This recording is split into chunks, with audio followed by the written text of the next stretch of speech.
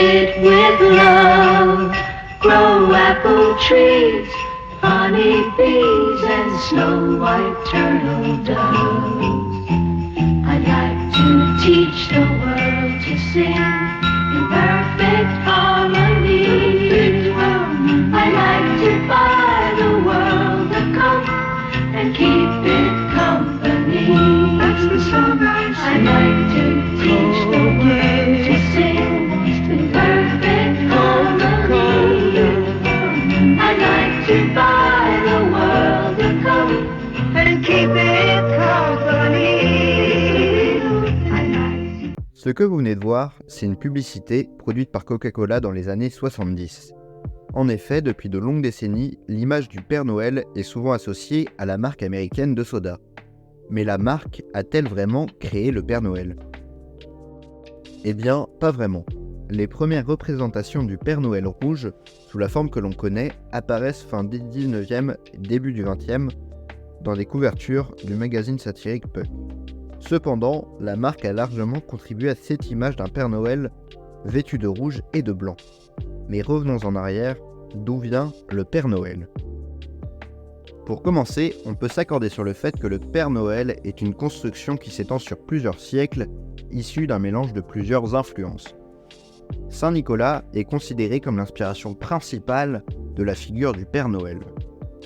Dans la légende, une légende sordide, vous allez voir, Saint Nicolas ressuscite 3 enfants qui ont été découpés en morceaux par un boucher. À l'origine, Saint Nicolas est le protecteur des pauvres et grâce à cette légende, il devient le protecteur et le bienfaiteur des enfants. Après la réforme protestante, la figure de Saint Nicolas devient plus laïque. Par exemple, aux Pays-Bas, Saint Nicolas est renommé Sinterklaas. Évidemment, quand vous entendez ou même quand on dit ce mot, on pense directement au nom anglophone du Père Noël, à savoir Santa Claus. À partir du 19e siècle, la figure du Père Noël va connaître un essor aux États-Unis, à un moment de l'histoire où le continent américain connaît une migration d'un grand nombre de protestants d'origine européenne qui amènent avec eux leurs traditions, y compris Noël. En 1821, le poème Old Santa Claus est publié, dans lequel est décrit un vieil homme venant offrir des cadeaux aux enfants à bord de son traîneau. 2 ans plus tard, le poème de Clement Moore, A Visit from St. Nicholas, est publié dans un journal de l'État de New York.